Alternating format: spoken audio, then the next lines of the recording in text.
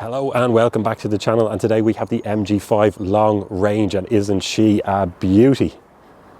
Well, I think that one's a little bit up for debate, isn't it?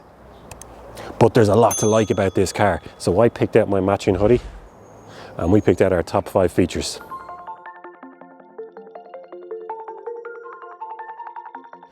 First thing I want to talk to you about is price. Now, this is my wallet here. Not a lot of money in it. No. How can I buy an EV? They're too expensive. This thing here starts at 32,000 euros. Take a step up to the spec that I have here today, 35,000 euros. Absolutely whopper value. On top of that, you get a 7-year warranty, 150,000 kilometers. Whew.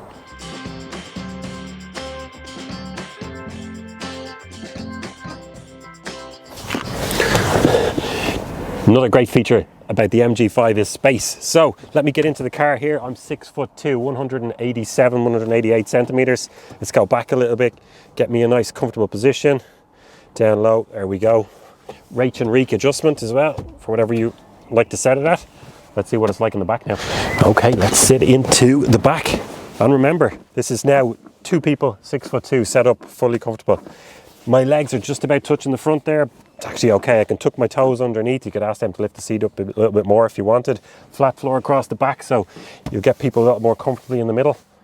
Like, it's no Maybach, it's not an S-Class, but pretty good. And what about the boot? Are we still getting good value? Well, let's open it up. Now, we don't get a power tailgate, but that's okay at this price. 464 litres in there. Absolutely whopper. Up to the roof, because I've taken out the parcel shelf, 578 litres. And then 40-60 split on the seats.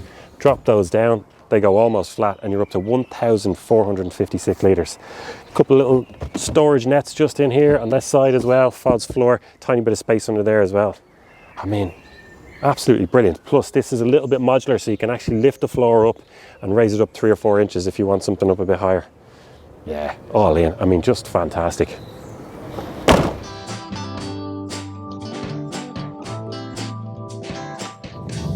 Okay folks, we're recording again because there's another thing I want to show you. As we come around a roundabout here, we are about to merge onto a motorway, and I want to talk about power in this car.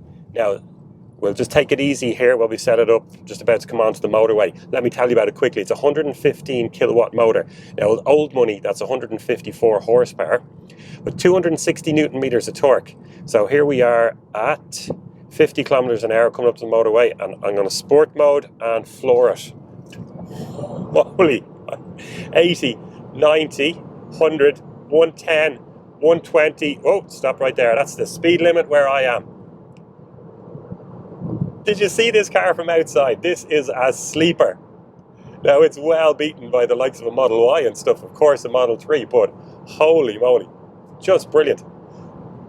Love it. Plenty of torque to get you going. You got a bit of weight in the back of the car, no problem to it. Absolutely fantastic.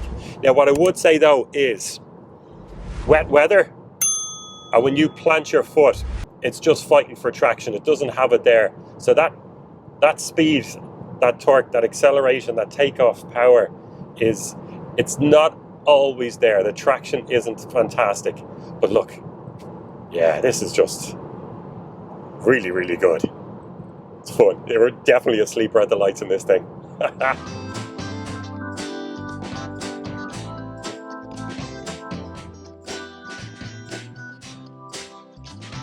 Okay folks, we're out on the motorway, and I want to tell you another thing that I absolutely love about the MG5, and it is tech inside it. Now, we're not going to go through everything because that'll just take a while, but what are the highlights? Well, you know, we've got aircon, voice control, loads of buttons on the steering wheel, things like that, but we've got Android Auto and Apple CarPlay as well. It's absolutely fantastic. Plug your phone in by cable. It's a nice little cubby hole just down here by my leg.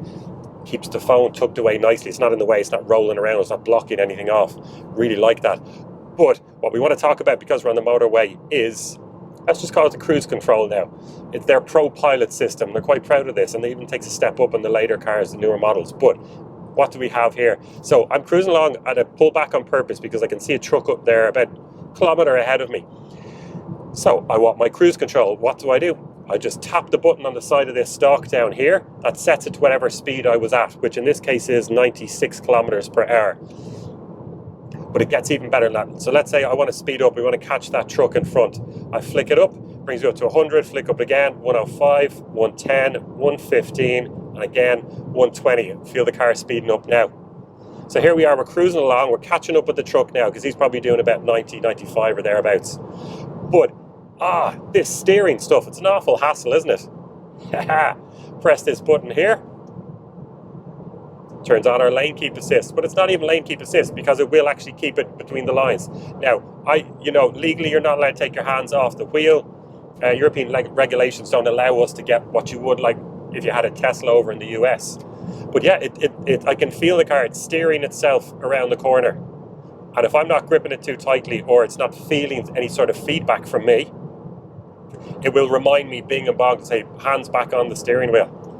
But here we are, we're about to catch the truck in front. So I've got the lane keep assist on and it's keeping itself at speed. Yeah, oh, here it is now. Please hold the steering wheel. And about 100 meters from the truck, yeah, there it is, slowing down, 110, down to 100. And now it's just tracking the truck in front. But I could do more with that as well, because let's say I'm not comfortable with how close or far I am away. On that stalk down here, if I just rotate it, we've got 3 different settings. So let's just call it really close, medium, and far away. So at the moment, I have it set from, far away, and it's letting the truck drift out. What is it? Maybe 100 meters ahead of me, thereabouts. But if I rotate that twice, bring from medium down to close, I can feel the car speeding up, and it's tucking me in nicely in behind the truck now. And if you're desperate for a bit of range as well, that might be handy. And to use that I don't know if it's famous anyway, it's something I heard is only a fool breaks the 2-second rule, and it is actually keeping me at that distance, so I'm within a safe distance of the truck. But let's say I'm not happy with the speed because I've got mine set to 120, so if I press my indicator, it's moving me out, it's still steering. No, you got to have a bit of input as you get into the next lane, but it's automatically come back on now that I'm in my lane again. Okay, past the truck as we got up to 120k. Let's indicate back in now. Yeah, and it's loosening it up to let me steer back in. So that's what it is. Now it's picking up the lane. No, you got to correct it yourself. But once it picks up the 2 lines on either side of it, you're way in a hack again. And there we are. I mean, absolutely brilliant. Now, I had a Tesla Model Y, brand new one there 2 weeks ago that I was testing. And of course, this system is not as sophisticated. It's not even close. But let's go back to the price, guys. 35 grand for this top level spec. Absolutely brilliant. Magic stuff.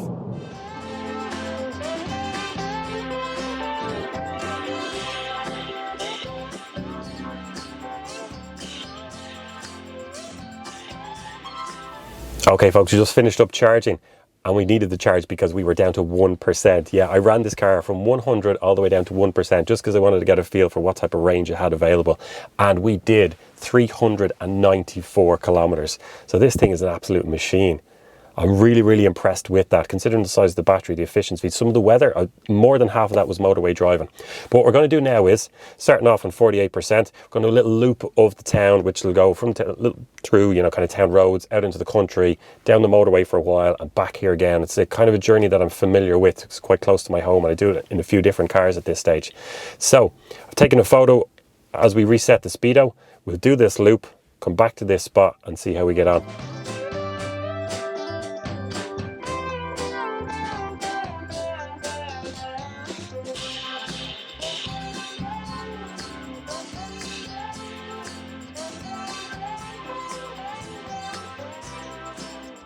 So we're just back from our little loop there, and it was 59.8 kilometers. Let's call it 60 kilometers. Now, the majority of that, like 55 of those 60 kilometers, were motorways at 120 kilometers an hour because there was no traffic at all. I came up behind a couple of trucks a few times, but that was about it. Now, we averaged 16.3 kilowatt hours per 100 kilometers in that time frame, and that is pretty good. I'm really, really impressed considering the speed that we were going at. Now, wind wasn't a factor because we did a loop. Altitude wasn't a factor because we started and ended in the same place. So, yeah, really good. But then just to give you an overall picture, this is a 61.1 kilowatt hour battery. 57 is usable. So it's a, you know, it's a fairly sizable battery, but the car itself isn't too light. It's only just over 1.5, kind of 1.6 tons. So they do keep weight to a minimum despite having that big battery. Now WLTP on this is 402 kilometers. Now that in general can be optimistic, but while I've had the car, I've been tracking at 14.1 kilowatt hours per 100 kilometers. So I'd be well on track to kind of challenge that 400 kilometers. And I think, you know, you're taking it relatively easy as long as you're not on motorways too much in summertime. This thing is going to get up and challenge that 450, probably above actually.